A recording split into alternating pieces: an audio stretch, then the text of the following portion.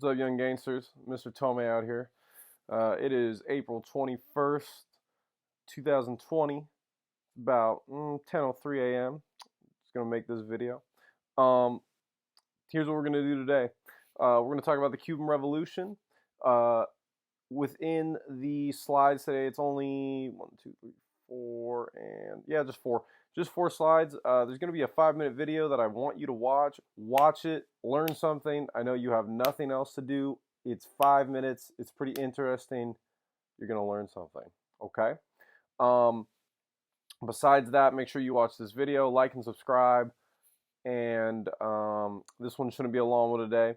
We're going to pick up talking more about kind of these proxy wars and kind of how the Soviet Union and the United States are kind of battling each other in this Cold War, not directly but indirectly, and the Cuban Revolution is an example of that. All right, so if you haven't done so already, go ahead and open up the Google Slides. Go ahead and when you open the slides, go to slide 29. If you haven't done that yet, you might want to pause the video now. I'll give you a second to do that. All right, once you're there, slide 29, here we go. So we're talking about the Cuban Revolution. This takes place in the mid to late 50s, 1953 to 1959. On this slide, you'll see an image of Che Guevara and Fidel Castro. Che Guevara is the guy on the left. We're going to talk about him. And Fidel Castro, probably better known as the guy on the right. And that's the flag of Cuba in the bottom right. So, the Cuban Revolution comes when a communist individual named Fidel Castro and his kind of group of loyal followers attempted to revolt against the current, at the time, government of Cuba. Back then, Cuba had a lot of issues. Cuba had a lot of economic, political, and crime issues, and so Fidel Castro, who was a pretty educated individual and had heard and seen and learned about like communist ways and practices, thought that the best way to change his country was to like create a revolution and have it be a communist revolution. Initially, it wasn't that successful, but eventually, over time, communism swept across the country in terms of popularity, and eventually the communist groups took power. Now, the reason this is important is because the United States, for a very, very long time, has supported had supported the anti-Fidel Castro government, the original government at the time, even though it had a lot of problems. So if you watch that video, which is on slide 30, it's the second link I've included. If you watch that video, it kind of explains to you the history between American and Cuban relations very well.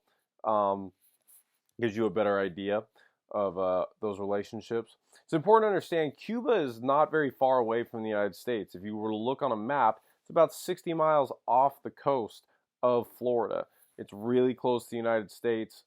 And so because of that, the United States, up until Fidel Castro had taken over, had a unique relationship with Cuba and had used Cuba for its resources. A lot of people back in the day used to vacation in Cuba. It was, a Caribbean island. It's pretty good weather year round. And so Cuba and the United States, for a long time, were actually pretty close. But the revolution really changes that. So go to slide 30 now, and you see two links. The first one is just the National Geographic talks about the basics of Cuba. Its capital, its population, da-da-da-da. The second video is the second link, is the one I really want you to watch. That's the YouTube link. It's a 5-minute Vox video. Does a really good job of explaining in 5 minutes why the history of the United States and Cuba's relationship and how it went from really good to really bad.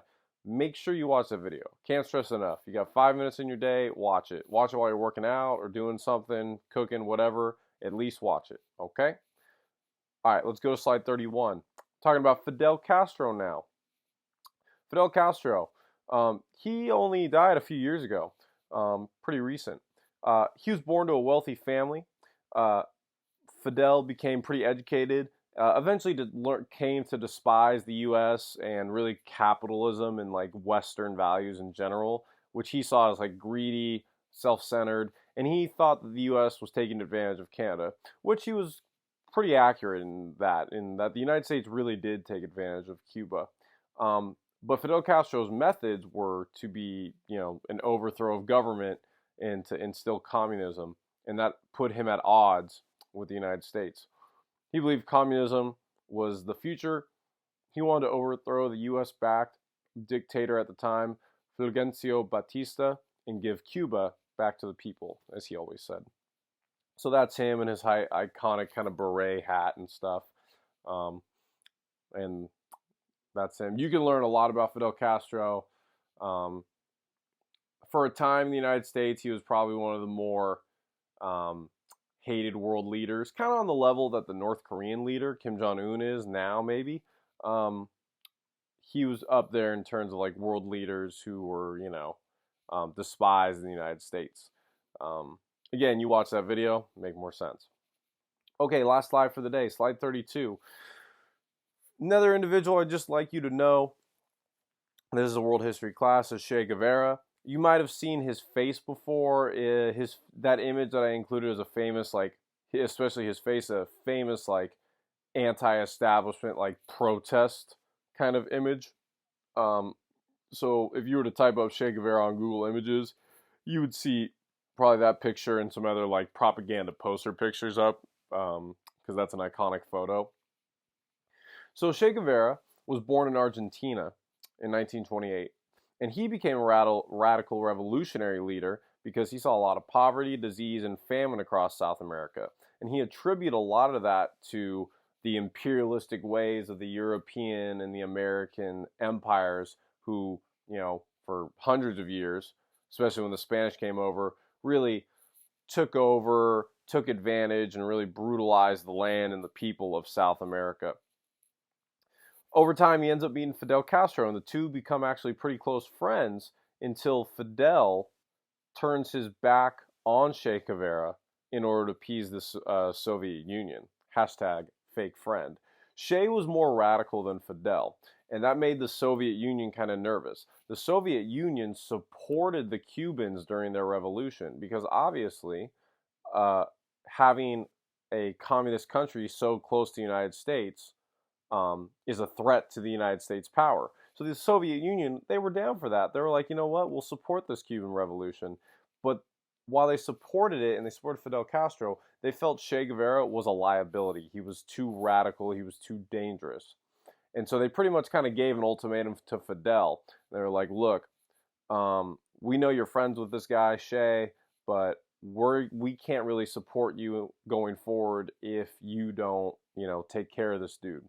And so Fidel Castro ends up exiling Che Guevara and really kind of stabs him in the back. So Che Guevara then leaves, has to flee in exile. But he ends up going on to lead other revolutions in the Congo, and then eventually he ends up getting killed for trying to lead one in Bolivia. So a very famous figure for revolutions and protests, very influential person of the 20th century. You can learn more about him. There's like a movie on him that you can even watch. I think it has Benicio del Toro as the main actor. And so, yeah, just trying to show you iconic figures in history who aren't always #white or look like Mr. Tomei. So trying to teach you some other people from different cultures and backgrounds. But with that being said, that's the end of this video. Make sure you watch that, the YouTube link about the Cuban Revolution. Do it for the one time for Mr. Tomei.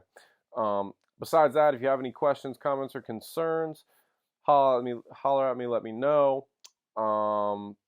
And we'll be back tomorrow with another video. We're going to be talking really about capitalism versus communism, kind of the main issue here of the Cold War. All right, y'all, take care, be safe. I'll see you guys tomorrow.